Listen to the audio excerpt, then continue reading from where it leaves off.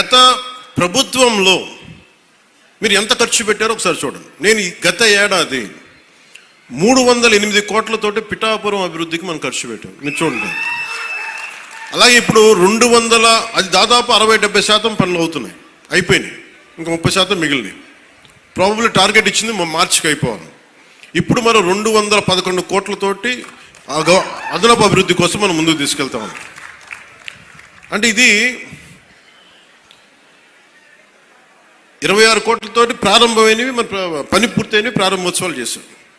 మీరు అడగాల్సింది గత ప్రభుత్వ నాయకులను వచ్చి, వాళ్ళు వారి పాలనలో ఏం చేశారని అడగాలి. వాళ్ళు తిమ్మేశారు అని చెప్పి నేను ఏం చెప్పాను, నా దగ్గర ఛానల్స్ లేవు. నేను లాస్ట్ టైం చెప్పాను, ఎలక్షన్ టైంలో 2016-17 టైం నుంచి మొన్న దాకా ఏం చెప్పాను, ఆ ఛానల్స్ లేవు. మీరే నా గళం, నా జన సైనికులకి, మా వీర మహిళలకి చెప్పాను. మీరే నా బలం.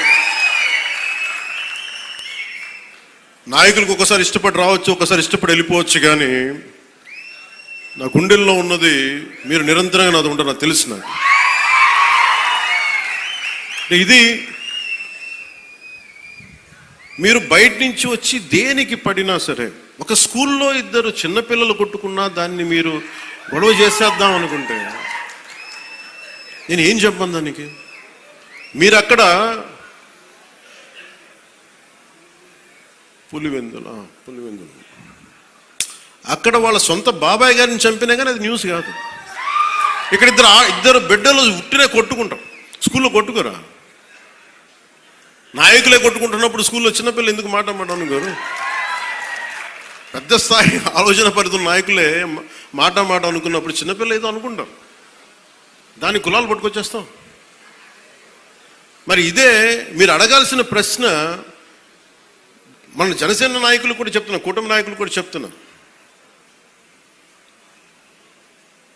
పనిచేసే నాయకులు మీరు వెన్నంటి ఉండకపోతే, ఎలక్షన్లు అయిపోయింది మా పని అయిపోయింది అంటే, నేను నిజంగా అలా అనుకుని ఉంటే ఈ రోజున మీకు ఉప్పాడ ప్రొటెక్షన్ వాళ్ళు ముందుకు వెళ్ళదు చెప్తాను. మీరు ఇన్ని సంవత్సరాలు ఉన్నారు, ఎవరు తీసుకెళ్ళారు చెప్పండి. ఈజీగా మాట్లాడి సరిపోదు, అక్కడ నువ్వు కన్విన్స్ చేయాలి. ఎందుకని 100 ప్రాజెక్టులు ఉంటాయి, స్టేట్ గవర్నమెంట్ ప్రయారిటీస్ ఎందుకు చేయాలి.